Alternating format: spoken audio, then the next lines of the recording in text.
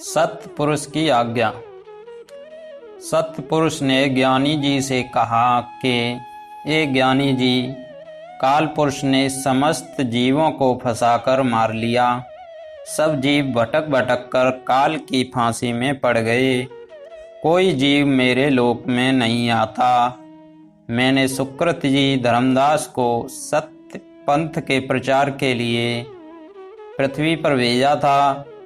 उनको काल पुरुष ने धोखा देकर लोकवेद में फंसा लिया और धर्मदास जी सत्पुरुष की भक्ति को छोड़कर काल पुरुष की भक्ति में लग गए।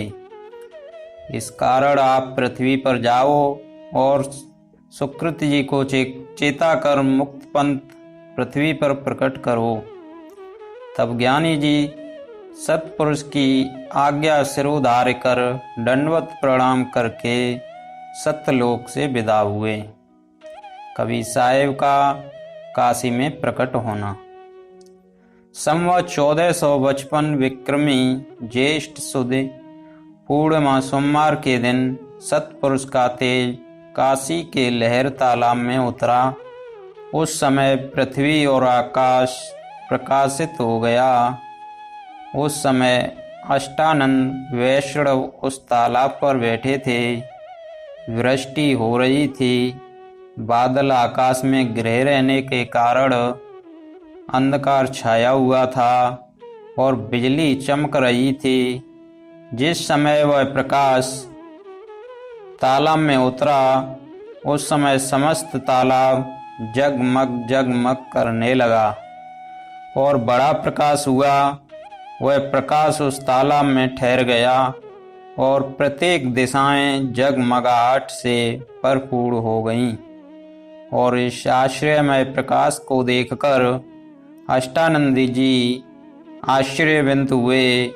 प्रकाश के फैलते ही मयूर, चकोर आदि नाना प्रकार के पक्षी बोलने चहचहाने लगे।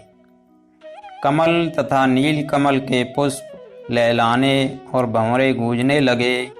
अष्टानंद जी ने जो उस तेज के देखा तो आन कर उसका समस्त विवरण रामानंद स्वामी से कहा कि हे स्वामी, मैंने लहर तालाब में एक ऐसी ज्योति का निरीक्षण किया है जिससे मुझको अत्यंत आश्चर्य हुआ है।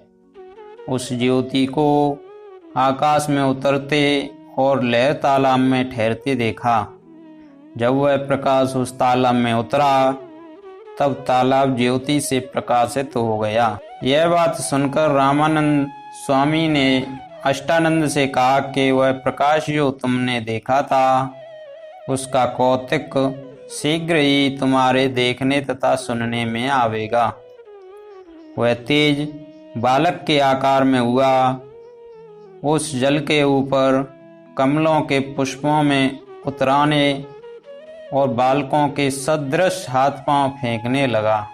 वह तेज अपनी समस्त प्रतिभाओं को पृथक करके मनुष्य के बच्चे के आकार में दिखलाई दिया। इस प्रकार से सतगुरु कबीर साहेब प्रकट हुए।